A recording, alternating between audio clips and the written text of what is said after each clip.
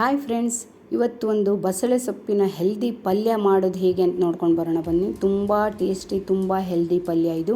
ನಾವು ಸಾಂಬಾರಂತೂ ಮಾಡೇ ಮಾಡ್ತೀವಿ, ಆದರೆ ಇದು ಪಲ್ಯ ಹೇಗೆ ಮಾಡೋದು ಅಂತ ನೋಡೋಣ ಬನ್ನಿ. ನಾನು ಫಸ್ಟು ಒಂದು ಅರ್ಧ ಲೋಟ ಆಗುವಷ್ಟು ಹೆಸರುಬೇಳೆನ ಚೆನ್ನಾಗಿ ತೊಳೆದು ಅದನ್ನು ಒಂದು ಅರ್ಧ ಗಂಟೆ ನೆನೆಸಿಟ್ಕೊಂಡಿದ್ದೀನಿ. ಒಂದು 2 ಸರಿ ತೊಳ್ಕೊಂಡು ನೀರಲ್ಲಿ ನೆನೆಸಿಟ್ಕೊಂಡಿದ್ದೀನಿ. ಅರ್ಧ ಗಂಟೆ ನೆನೆಸಿಟ್ಕೊಂಡ್ರೆ ಸಾಕು.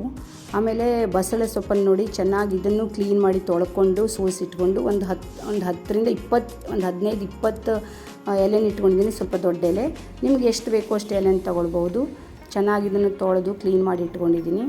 ಆಮೇಲೆ ಇದನ್ನೆಲ್ಲ ಕಟ್ ಮಾಡಿ ಪಲ್ಯಕ್ಕೆ ಹಾಕೋದು ತುಂಬ ಈಸಿ. ನೋಡಿ, ನೆನೆಸಿಟ್ಕೊಂಡಿರೋದು ಹೆಸರುಬೇಳೆ, ಆಮೇಲೆ 1 ಟೊಮೆಟೊ ಕಟ್ ಮಾಡಿ ಇಟ್ಕೊಂಡಿದ್ದೀನಿ. ಒಂದೇ ಟೊಮೆಟೊ ಸಾಕು, ತುಂಬ ಹುಳಿಯಾಗಿಬಿಡುತ್ತೆ. ಇಲ್ಲ ಅಂದರೆ ಒಂದು 5-6 ಬೆಳ್ಳುಳ್ಳಿನ ಕಟ್ ಮಾಡಿ ಇಟ್ಕೊಂಡಿದ್ದೀನಿ, ಚೆನ್ನಾಗಿ ಹೆಚ್ಚಿಟ್ಕೊಂಡಿದ್ದೀನಿ. ಒಂದು ಈರುಳ್ಳಿ ಮೀಡಿಯಮ್ ಸೈಜಿಂದ ಈರುಳ್ಳಿ, ಆಮೇಲೆ ಕಟ್ ಮಾಡಿ ಇಟ್ಕೊಂಡಿರೋ ಬಸಳೆ ಸೊಪ್ಪು ಎಲ್ಲದನ್ನು ರೆಡಿ ಇಟ್ಕೊಂಡಿದ್ದೀನಿ. ಒಂದು ಪ್ಯಾನಲ್ಲಿ ಎಣ್ಣೆನ ಹಾಕಿಟ್ಕೊಂಡು 1 ಸ್ಪೂನ್ ಎಣ್ಣೆ ಹಾಕಿದ್ದೀನಿ, ದೊಡ್ಡ ಸ್ಪೂನಲ್ಲಿ. ಚೆನ್ನಾಗಿ ಕಾದ ನಂತರ ಅರ್ಧ ಸ್ಪೂನು ಸಾಸಿವೆ ಕಾಳು, ಆಮೇಲೆ ಬೆಳ್ಳುಳ್ಳಿನ ಹಾಕ್ಕೋಬೇಕು. ಜೀರಿಗೆ ನಿಮ್ಗೆ ಇಷ್ಟ ಇದ್ದರೆ ಹಾಕ್ಕೊಳ್ಳಿ, ಇಲ್ಲಾಂದರೆ ಇಲ್ಲ. ನಾನು ಹಾಕಿದ್ದೀನಿ ಅರ್ಧ ಸ್ಪೂನು ಎಲ್ಲ. ಆಮೇಲೆ ಈರುಳ್ಳಿ ಹೆಚ್ಚಿಟ್ಕೊಂಡಿರೋ ಈರುಳ್ಳಿ ಎಲ್ಲದನ್ನು ಒಂದಾದಮೇಲೆ ಒಂದು ಸ್ವಲ್ಪ ಚೆನ್ನಾಗಿ ಹುರ್ಕೊಳ್ಳೋಣ. ಸಾಸಿವೆ ಕಾಳು ಚಟ ಅನ್ನೋ ಸ್ಟಾರ್ಟ್ ಆದಮೇಲೆ ಎಲ್ಲ ಹಾಕ್ಕೊಳ್ಳೋಣ. ಬೆಳ್ಳುಳ್ಳಿನೂ ಸ್ವಲ್ಪ ಕೆಂಪಾಗಲಿ, ಈರುಳ್ಳಿನೂ ಸ್ವಲ್ಪ ಕೆಂಪಾಗಲಿ, ಚೆನ್ನಾಗಿ ಫ್ರೈ ಮಾಡ್ಕೊಳ್ಳೋಣ ಇದನ್ನು. ಆಮೇಲೆ ಈಗ ಟೊಮೆಟೊವನ್ನು ಹಾಕೋಣ. ಸ್ವಲ್ಪ ಇದೆಲ್ಲ ಒಂದು 2 ನಿಮಿಷ ಚೆನ್ನಾಗಿ ಹುರಿದಾದಮೇಲೆ ಟೊಮೆಟೊ ಹಾಕ್ಕೊಂಡು ಸ್ವಲ್ಪ ಚೆನ್ನಾಗಿ ಫ್ರೈ ಮಾಡ್ಕೊಳ್ಳೋಣ. ಟೊಮೆಟೊ ಬೇಗ ಕರಗಲ್ಲ, ಈರುಳ್ಳಿ ಎಲ್ಲ ಚೆನ್ನಾಗಿ ಹುರಿದಾದ್ಮೇಲೆ ಹಾಕ್ಕೊಳ್ಳೋಣ. ಇದೆಲ್ಲ ಹಾಕಿ ಸ್ವಲ್ಪ ಹೊತ್ತು ಫ್ರೈ ಮಾಡ್ಕೊತೀನಿ, ಒಂದು 3-4 ನಿಮಿಷ ಫ್ರೈ ಮಾಡಿಕೊಂಡು ಆಮೇಲೆ ಹಳದಿ, ಅರಿಶಿನ ಪುಡಿನೂ ಹಾಕ್ಕೊತಿದ್ದೀನಿ. ನಿಮಗೆ ಹಿಂಗೆ ಬೇಕು ಅಂದರೆ ಹಿಂಗೆ ಹಾಕ್ಕೊಳ್ಳಿ. ನಾನು ಹಿಂಗೆ ಹಾಕಿಲ್ಲ. ಆಮೇಲೆ ನಂದು ಒಂದು ಮಿಸ್ಟೇಕ್ ಆಗಿತ್ತು, ಒಂದು ಹಸಿಮೆಣಸಿನ್ಕಾಯಿ ಆಮೇಲೆ ಹಾಕಿದೆ, ಫಸ್ಟ್ ಹಾಕಿರಲಿಲ್ಲ, ಅದು ಸ್ಕಿಪ್ ಆಗಿಬಿಟ್ಟಿದೆ.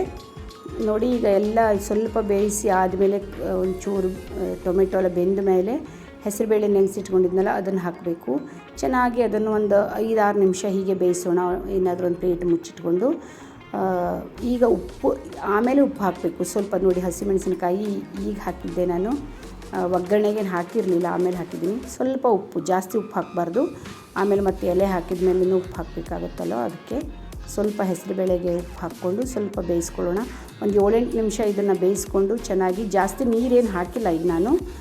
ಇದೆಲ್ಲ ಬೆಂದಾದಮೇಲೆ ಸ್ವಲ್ಪ ನೀರು ಹಾಕ್ಕೊಂಡಿದ್ದೀನಿ. ಈಗ ನೋಡಿ, ಒಂದು ಅರ್ಧ ಬೌಲ್ ನೀರು ಹಾಕಿದರೆ ಸಾಕು. ಈಗ ಹೆಚ್ಚಿಟ್ಕೊಂಡಿರೋ ಎಲೆಗಳನ್ನು, ಬಸಳೆ ಸೊಪ್ಪಿನ ಎಲೆನ ಮಿಕ್ಸ್ ಮಾಡ್ಕೊಳ್ಳೋಣ. ಚೆನ್ನಾಗಿ ಮಿಕ್ಸ್ ಮಾಡಿಕೊಂಡು ಜಾಸ್ತಿ ಬೇಯಿಸಬಾರ್ದು, ಯಾಕೆಂದರೆ ಅದು ಲೋಳೆ ಆಗಿಬಿಡುತ್ತೆ. ಸ್ವಲ್ಪ ಲೋಳೆ ಟೈಪ್ ಇರುತ್ತಲ್ವ ಬಸಳೆ ಸೊಪ್ಪು, ಜಾಸ್ತಿ ನಾವೇನು ಬೇಯಿಸಬಾರ್ದು. ಒಂದು 5-6 ನಿಮಿಷ, ಇದು ಪಾಲಕ್ ಸೊಪ್ಪು ಏನು ಹೆಂಗೆ ಮಾಡ್ತೀವಲ್ಲ ಅದೇ ಥರ ಒಂದು 5-6 ನಿಮಿಷ ಬೇಯಿಸಿದ್ರೆ ಸಾಕು. ಈಗ ಒಂದು ಸ್ವಲ್ಪ ಟೇಸ್ಟಿಗೆ ಒಂದು ಅರ್ಧ ಸ್ಪೂನ್ ಉಪ್ಪು ಹಾಕ್ತಾಯಿದ್ದೀನಿ. ಈಗ ಎಲ್ಲದನ್ನು ಹಾಕಿ ಮಿಕ್ಸ್ ಮಾಡ್ಕೊಳ್ಳೋಣ. ನಾನು ಇನ್ನೂ ಖಾರಕ್ಕೆ ಏನೂ ಮಸಾಲೆ ಹಾಕಿಲ್ಲ. ಈಗ ಒಂದು ಅರ್ಧ ಸ್ಪೂನು ಅಚ್ಚ ಖಾರದ ಪುಡಿ ಹಾಕ್ತಾಯಿದ್ದೀನಿ. ಖಾರ ಇಲ್ಲ ಇದು. ನಿಮ್ಗೆ ಯಾವ ಮಸಾಲೆ ಬೇಕಾದ್ರೆ, ಗರಂ ಮಸಾಲೆ ಬೇಕಾದ್ರೆ ಹಾಕ್ಕೋಬೋದು. ನಾನು ಗರಂ ಮಸಾಲೆ ಏನು ಹಾಕಿಲ್ಲ.